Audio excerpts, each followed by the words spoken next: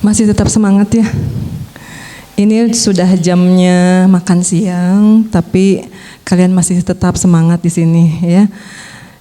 Ibu ucapkan selamat datang, selamat berjumpa di kampus SMA Negeri 3 Kuningan. Semoga apa yang kalian pilih ini menjadikan penghubung kalian untuk menggapai cita-cita kalian ya.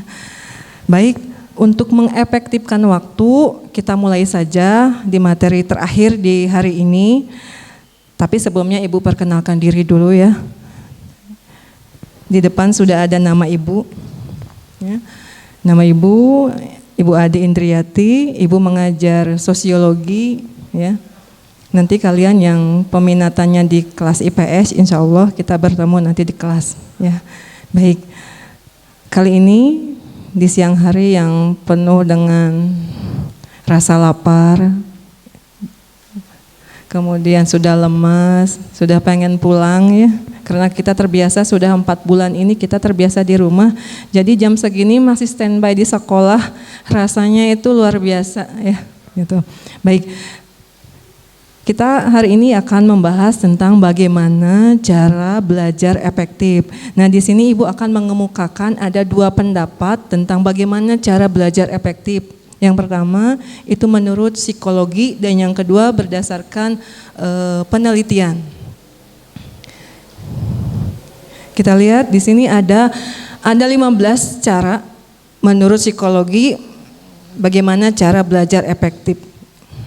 Yang pertama adalah kita memiliki rasa bahwa yang namanya belajar itu adalah merupakan kebutuhan kita. Kita pernah beranggapan ketika kita butuh sesuatu. Contoh misalnya saya butuh makan. Untuk apa? Untuk bisa hidup. Saya ingin makan karena supaya perut saya kenyang. Saya butuh makan supaya saya tidak lemas. Nah, pun sama dengan belajar.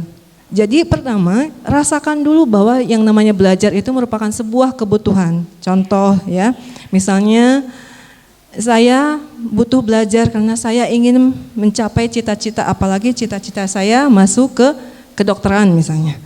Saya harus belajar karena saya ingin membanggakan orang tua. Kalian sudah bukan SMP lagi di sini. Walaupun pakaian kalian masih putih biru, tetapi kalian status kalian sudah anak SMA. Ya, nanti Senin depan insya Allah akan pakaian kalian yang sekarang masih putih biru kita ganti jadi putih abu ya. Jadi rasakan dulu bahwa yang namanya belajar itu merupakan kebutuhan. Kalau kita sudah butuh, insya Allah akan ada usaha di dalamnya. Itu. Kemudian yang kedua, belajar itu dimanapun yang kita suka. Ya. Dan biasanya setiap manusia itu tingkat kesukaannya berbeda-beda. Saya itu sukanya belajar di tempat yang ramai. Saya itu sukanya belajar di tempat yang sepi, menyendiri gitu, tanpa ada suara apapun. Nah, tergantung, tidak harus sama satu sama lainnya. Di rumah misalnya, saya itu kalau belajar inginnya mengunci diri, boleh, gitu ya. Saya belajarnya ingin misalnya di dapur sambil bantu ibu masak. Sambil masak misalnya ditempelin buku pelajarannya misalnya di kulkas gitu ya. Kadang ada ya beberapa orang anak yang kalau belajarnya itu dia mencatat semua materi pelajaran ditempelin di mana-mana. Jadi kemana-mana dia bisa baca. Ada yang seperti itu. Tapi disesuaikan dengan tingkat kebutuhan kalian ya. Kemudian yang berikutnya, belajar itu dicicil. Sedikit demi sedikit, jangan sampai ada yang namanya sistem SKS. Tahu ya sistem SKS? Sistem kebut semalam, besok ulangan, sekarang belajar. Jadi, ulangan mah nanti aja, kumaha engkewe gitu. Jangan seperti itu. Jadi teknik seperti ini, misalnya dicicil, hari ini saya belajar fisika contohnya. Nanti malam saya buka lagi, mengingatkan kembali, memperkuat lagi. Terus seperti itu. Jadi pada saat nanti kita menghadapi ujian ataupun ulangan, kita tinggal membuka lagi, tinggal mengingat lagi, gitu. Jadi mulai dari sekarang menyicil, gitu ya, supaya beban kita pada saat ulangan atau ujian tidak terlalu berat. Gitu. Kemudian yang berikutnya, nah di sini membagi waktu belajar. Tadi Bapak Kepala Sekolah sudah mengatakan ada dua hal yang tidak dapat diperbaharui kembali. Contohnya adalah waktu. Waktu itu adalah sumber yang tidak dapat diperbaharui. 1 menit tadi itu adalah masa lalu kita. Kita nggak bisa mengulang lagi 1 menit yang lalu tadi. Gitu. Maka mulai sekarang kalian sudah menjadi anak SMA, di mana yang namanya SMA itu sudah mulai di penjurusan, mulai mengarah. Saya nanti mau kemana arahnya? Mulai kita tentukan. Ya. Misalnya membagi waktu belajar, ingat bukan berarti setiap waktu kita belajar, tidak. Gunakan waktu itu sesuai dengan waktunya. Waktunya makan, pakai untuk makan, jangan kayak gini. Misalnya ini meja makan, udah kata ibu adenya katanya harus tetap belajar sambil makan, di sini ada buku sambil ngapalin buku IPS. Tidak seperti itu, makan saja. Gitu. Waktunya main, kalian itu kan masih remaja, masih anak-anak, main dengan teman, jangan sambil main sambil baca buku. Temannya lagi curhat, yang satunya sambil baca buku kan tidak enak. Ya, gunakan waktu main. Nah, waktu tidur pakai untuk tidur. Jangan sama, misalnya besok karena mau ulangan tidurnya nanti saja jam 1 saya belajar. Tidak boleh seperti itu. Tadi sudah dicicil ya, gitu. Jadi waktunya belajar pakai untuk belajar. Sekarang kita sudah mulai membuat jadwal. Hari ini saya akan belajar pelajaran A, besoknya pelajaran B, dan lain-lain. Itu. Kemudian berikutnya, berdiskusi. Ini teknik di mana kita, tadi Bapak Kepala Sekolah juga mengatakan bahwa ada karakter satu ya yang harus kita tumbuh kembangkan. Contohnya adalah gotong royong atau kerjasama. Kita sebagai makhluk sosial, tentunya kita nggak bisa lepas satu sama lainnya. Ketika kita menghadapi yang namanya kesulitan atau masalah, jangan kita pendam sendiri. Kita punya teman, punya orang tua, punya guru, bapak ibu guru di sekolah, itu adalah teman diskusi kita. Jangan misalnya kita punya masalah, kemudian kita makan sendiri, kita hadapi sendiri, akhirnya apa? Stres nantinya. Ini merupakan teknik yang baik juga, yang bagus juga ketika kita menghadapi misalnya masalah tentang mata pelajaran, diskusikan. Siapa tahu teman kita bisa menyelesaikannya gitu.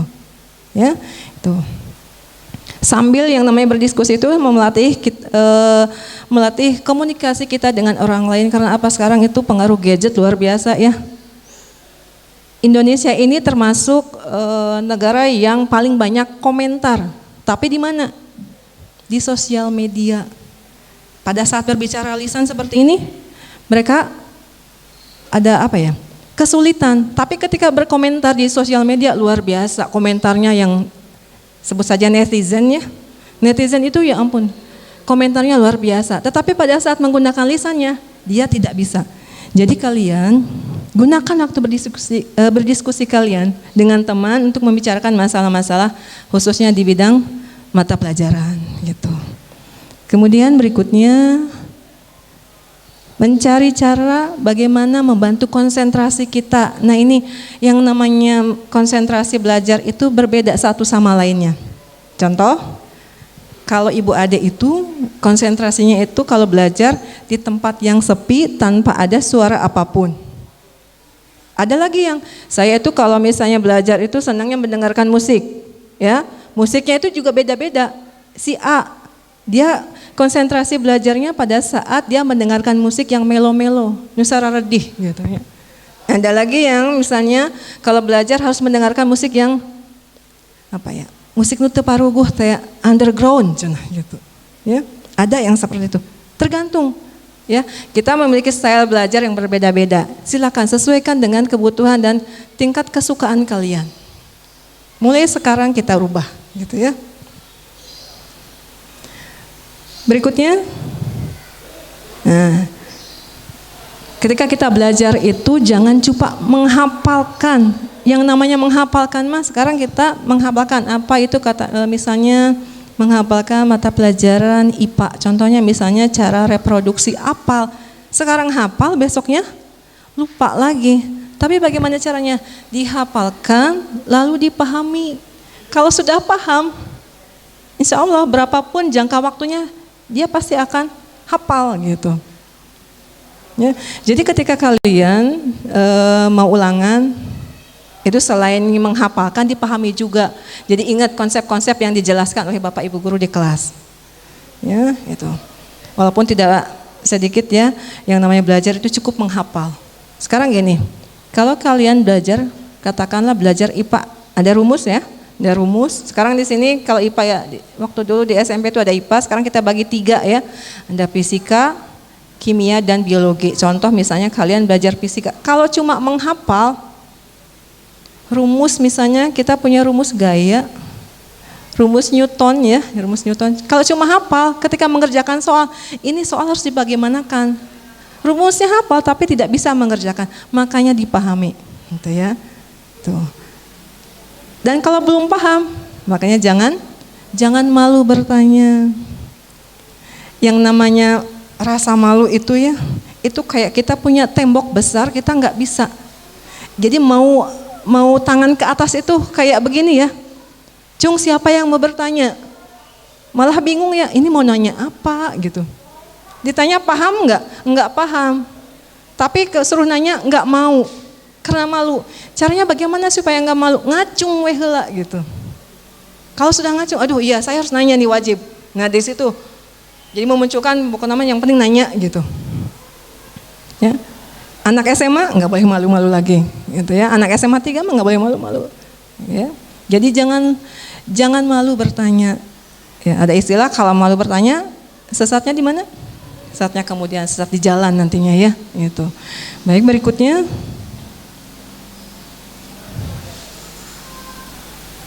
Terus mencoba. Ya, kegagalan itu awal dari kesuksesan. Gitu. Kalau misalnya kalian sudah berusaha, terus hasilnya belum memuaskan, jangan lelah untuk terus berusaha. Contoh, misalnya kalian sudah berusaha untuk belajar fisika atau matematika, hasilnya masih segitu-segitu aja, misalnya masih di bawah KKM, terus belajar. Ada yang salah tentunya di sini. Yang salahnya di mana ya? Oh, saya belajarnya kurang, kemarin belajarnya cuma berapa jam gitu. Terus ya. Jadi ketika kita mengalami sebuah kegagalan, jangan putus asa gitu, ya. Berikutnya. Nah ini, sukai mata pelajaran. Kita itu ada sistem like and dislike ya. Saya itu masuk IPA karena saya menghindari hafalan. Saya masuk IPS karena saya nggak suka sama matematika. Biasanya kayak gitu. Ya, misalnya, tapi yang namanya matematika semua jurusan ada. Jadi kalau ada yang berprinsip, ada yang berpendapat bahwa saya masuk IPS untuk menghindari matematika, itu salah. Sampai kapanpun sampai kita kuliah nanti matematika mah tetap ada. Ya, makanya bagaimana tipsnya? Sukai mata pelajarannya. Jangan terbalik ya. Saya suka matematika karena saya suka sama ibu gurunya. Ntar kalau misalnya gurunya berubah, masih suka dengan matematika, ganti deui. Sekarang mah saya sukanya kimia, ada bapak gurunya Kasep misalnya gitu. Jadi tiap bulan, tiap tahun ganti-ganti kesukaan, dah tergantung bapak ibu gurunya. Jangan kita balik, kita sukai mata pelajarannya. Jadi siapapun yang mengajarnya nggak masalah, saya tetap suka. Mau dia yang galak, yang tidak galak misalnya ya, bukan galak sih sebetulnya Maya, yang tegas dan tidak tegas, saya tetap suka gitu. Saya nggak suka sama matematika, saya sukai. Siapapun yang mengajarnya saya tetap suka. Gitu ya. Oke. Jadi mulai sekarang diubah paradigmanya. Saya harus menyukai mata pelajaran, baru saya menyukai gurunya. Gitu. Ya. Coba kebayang kalau misalnya kalian beli sesuatu ya, kalian suka dengan donat misalnya. Saya suka dengan donat itu, tapi nu ngajual nate judes. Masih tetap mau beli donat? Mualah dan yang jualnya judes gitu. Sekarang balik, saya suka donat, siapapun yang jualnya saya akan beli donat itu. Diubah seperti itu ya. Gitu. Oke. Berikutnya, manfaatkan fasilitas yang tersedia. Ya, tidak harus mewah, tidak harus mahal. Semua sarana prasarana yang ada di rumah atau di sekolah kita manfaatkan secara maksimal. Kalau misalnya ayah dan ibu kita, misalnya dia merelakan uangnya untuk memasang misalnya wifi gitu, kita manfaatkan internet itu dengan bijak. Ya, dengan bijak itu seperti apa? Sesuai dengan kebutuhan kita. Belajarnya 5%, mainnya sampai 95%, jangan seperti itu. Gitu. Hargai usaha orang tua kita. Ya. Itu manfaatkan fasilitas yang ada. Kita diberikan buku, dibaca. Jangan sampai sekarang misalnya ya, yang namanya tahun ajaran baru itu buku baru, buku paket juga baru, beli ke Gramedia yang sampai kategorinya mahal, disampur rapih, sampai nanti keluar masih rapih, itu yang jelek. Budanya cina mahal, cina gitu. Jangan seperti itu, dibaca. Ingat dibacanya bagaimana? Dicicil. Jangan pas ulangan baru baca. Latihan soalnya dikerjakan. Gitu. Oke. Berikutnya, membuat review atau peta materi. Mungkin di SMP pernah tahu yang namanya peta konsep. Anak-anak, hari ini kita akan mempelajari materinya ini submaterinya seperti itu. Nah, kalian juga sama, dibuat peta materi atau peta konsep. Atau kalau bisa misalnya peta pikiran, gitu.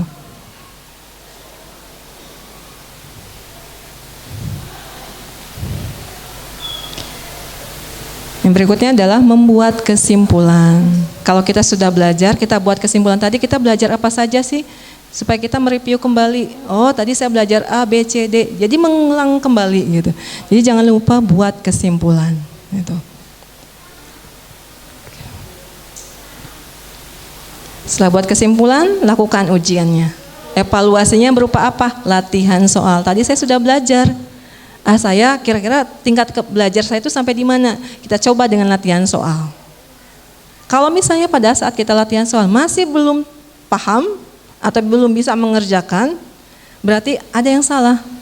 Berarti belajar kita masih belum efektif kalau begitu, ya.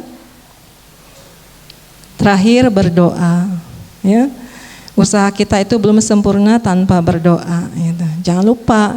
Kita sudah melakukan usaha dengan 15 langkah ini, sudah belajar, tapi doanya enggak ada. Itu sama saja bohong. Jadi berusaha dan berdoa gitu, ya.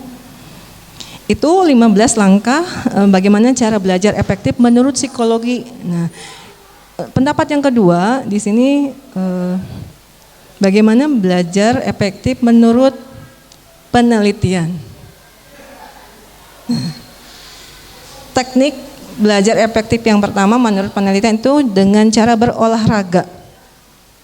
Bagaimana caranya? Ya kita belajar sambil berolahraga. Bukan berarti pada saat kita lari kita bawa buku sambil ngapalkeun gitu. Tidak seperti itu. Jadi pada saat kita ingin belajar kita lakukan olahraga dulu. Karena apa? Konon katanya ya ini menurut beberapa peneliti yang namanya olahraga ini sangat efektif untuk menunjang cara belajar kita. Karena dengan olahraga ini nutrisi makanan dan oksigen itu akan tersalurkan kepada otak kita. Tapi ingat, olahraganya jangan yang berat-berat. Contoh misalnya kalau laki-laki sepak bola, jangan. Atau misalnya main basket, ya. Tapi yang ringan saja, contoh misalnya jalan pagi, ya. Kemudian kalau misalnya kalian suka berenang, bisa melakukan berenang. Nah setelah itu pikiran kita akan fresh. Di situ kita bisa menangkap materi-materi yang akan kita pelajari, gitu. Ya. Jadi ingat, dengan berolahraga, nutrisi dan oksigen itu akan sampai ke otak. Kita akan fresh, jauh dari depresi ataupun stres, gitu. Tapi ada sebagian peneliti juga menganggap bahwa ada sebagian siswa atau misalnya peserta didik yang menganggap bahwa daripada olahraga mending belajar gitu. Itu yang mungkin pendapat-pendapat yang belum tahu manfaat dari berolahraga ini. Ya. Kemudian selain berolahraga, di sini ada teknik. Tadi Ibu sudah menjelaskan tentang dicicil ya belajarnya. Ini di sini. Ini berdasarkan penelitian katanya juga bisa mengefektifkan belajar kita, tapi hanya berapa persen saja gitu. Ini sistem kebut semalam. Ya, hanya beberapa persen saja yang berhasil dengan menggunakan belajar singkat di sini. Besok ulangan setiap hari itu misalnya ada 4 mata pelajaran gitu ya. Karena tidak dicicil teh, jadi akhirnya semalam saya belajar tentang 4 mata pelajaran. Udah gitu pakai rumus semuanya. Tapi ada yang berhasil gitu. Ya, tapi itu hanya presentasinya sedikit. Jadi kembali jangan menggunakan SKS gitu ya. Ini hanya presentasinya hanya orang-orang yang mampu saja gitu. Kalau kita saya mah biasa aja jadi dicicil gitu ya. Sama kayak utang gitu dicicilnya gitu. Biar nanti pada saat ujian tidak terlalu banyak beban yang harus kita pelajari. Berikutnya menggunakan teknik Pomodoro gitu ya. Ini bukan salah nulis ya. Bukan Podomoro ya, tapi Pomodoro gitu ya. Pomodoro ini adalah seorang eksperimen peneliti yang mengemukakan bahwa teknik Pomodoro ini ada 4 siklus, ada 4 tahapan, gitu ya. Contohnya misalnya tahap pertama kita menentukan topik yang akan kita pelajari, ya. Setelah itu kita belajar dulu. Ini tahap 1. Tahap 2-nya kita kemudian pakai timer, kita menggunakan stopwatch atau handphone kita atau gadget kita pakai timer, ya pakai timer kita. Kemudian kita misalnya kurang lebih 30 menit kita belajar di topik itu. Kemudian tahap ketiganya adalah fokus ke materi. Kemudian keempat kita lakukan refleksi, lalu istirahat. Itu konsep Pomodoro. Jadi kita menggunakan timer, kita pilih topik yang akan kita pelajari, kemudian kita menggunakan timer dengan misalnya contohnya ambil waktu 30 menit, kita fokus, kemudian 5 menitnya kita istirahat, lakukan evaluasi gitu. Jadi kayak dikejar tayang ya gitu. Itu Pomodoro. Kemudian yang berikutnya, ini konsep yang berikutnya adalah mendengarkan musik. Tadi sudah kita bahas ya, mendengar. Ini bagaimana cara untuk mencari konsentrasi kita, yaitu dengan mendengarkan musik. Apakah kita harus selalu mendengarkan musik pada saat belajar? Tidak. Disesuaikan dengan tingkat kebutuhan kita, tingkat kesukaan atau hobi kita. Jangan salah ya, karena misalnya kalian sudah mendapatkan materi harus mendengarkan musik, datang ke rumah, belajar, langsung setel musik, tidak. Ya, bagi yang suka mendengarkan musik, sekarang kan fasilitas di gadget kita sudah banyak ya, gitu. Kemudian ini teorinya Pinman, ya. Pinman ini salah satu peneliti yang dia memberikan teorinya bagaimana cara belajar yang efektif dengan menggunakan seperti ini, Chan. Dia juga punya tahapan ya, ada siklusnya. Yang pertama misalnya kita menghafal dulu, ya kita belajar dulu topik, salah satu topik materi, kemudian kita sampaikan kepada teman kita atau saudara kita yang katakanlah belum paham di materi itu. Kemudian kalau misalnya orang yang kita ajak bicara itu paham, berarti konsep belajar kita efektif. Pernah nggak kalian melakukan teori tersebut? Kita belajar, misalnya belajar tentang global warming misalnya gitu ya. Belajar terus ya konsep-konsepnya. Terus cerita sama mama atau papa. Kalau si mama dan papa ini belum paham, oh berarti konsep yang kita jelaskan memang belum maksimal. Kita jelaskan kembali, semakin kita menjelaskannya lebih jelas, lebih detail, kemudian orang yang kita ajak interaksinya semakin paham, berarti belajar kita anggap efektif. Ada teori seperti itu. Ya. Contohnya kalau misalnya sedang ada tes lisan ya, pernah di kelas ada tes lisan. Kita belajar, udah gitu teman kita yang dengerin. Teman kita yang dengerin katanya, "Oh salah." Diulang lagi terus. Gitu kan? Itu salah satu konsep dari Pinman ini. Mangga. Sekarang dari tadi 15 langkah ditambah di sini ada berapa langkah, tinggal pilih sesuaikan dengan kebutuhan kalian. Gitu. Ya, itu tadi langkah-langkah bagaimana kita belajar efektif. Kenapa? Karena yang namanya belajar itu anggap saja sebuah kebutuhan. Ya, kita satu tahap lagi akan mencapai sebuah titik, ya, titik di mana tujuan kita akan nyampe di situ. Tuh. Maka dengan cara belajar, insya Allah tujuan kita akan terwujud. Gitu. Nah ini untuk anak-anakku semua, yang baik yang ada di sini di sekolah maupun ada di rumah. Ini ada tugas, ya. Baru hari pertama sudah ada tugas, ya. Itu. Tugasnya yang pertama, dari kedua materi tentang cara belajar efektif. Maksud Ibu dari kedua materi itu tadi menurut psikologi dan menurut penelitian yang banyak tadi itu menurut psikologi, ya. Nah, buatlah rangkuman bagaimana cara belajar efektif. Tuh. Kemudian yang kedua, cara belajar efektif yang mana yang sulit kamu lakukan? Yang paling sulit. Ya, yang paling sulit. Dari sebanyak itu, dari tadi yang ada 15 itu yang paling sulit itu yang mana? Boleh kalian pilih. Apakah boleh lebih dari satu? Boleh. Kemudian dijelaskan sulitnya di mana gitu. Saya nggak bisa ngatur waktu, Bu, gitu. Kenapa? Karena jadwal saya itu padat sekali, gitu ya. Misalnya, gitu ya. Kemudian, nah dari kesulitan yang kalian temukan itu, bagaimana solusi yang dapat kamu usahakan? Kira-kira ketika kalian, misalnya memilih satu langkah cara belajar efektif itu sulit, kira-kira apakah dibiarkan saja masalah itu? Jangan. Cari solusinya. Oh kalau saya sulit melakukan ini bagaimana ya kira-kira solusinya? Bisa didiskusikan gitu ya. Tuh. Jadi tugasnya ada 3. Ya. Nanti seperti tadi petunjuknya kalian bisa merangkumnya dulu lewat buku. Nanti ditulis di mana tuh? Di format yang sudah dibagikan gitu ya. Masih semangat? Matanya sudah hampir 5 watt ya. Bentar lagi kita pulang ya.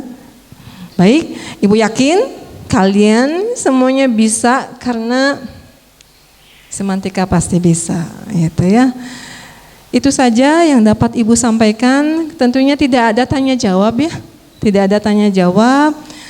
Semoga kita bisa melakukan hal yang positif karena kita juga di sini lingkungannya juga lingkungan positif, insya Allah apa yang kita dapatkan di hari ini insya Allah harus bisa kita laksanakan dan kita tumbuh kembangkan dalam kehidupan kita sehari-hari. Bila ada kata salah ataupun tulisan yang salah mohon dimaafkan. Terima kasih atas perhatiannya. Wassalamualaikum warahmatullahi wabarakatuh.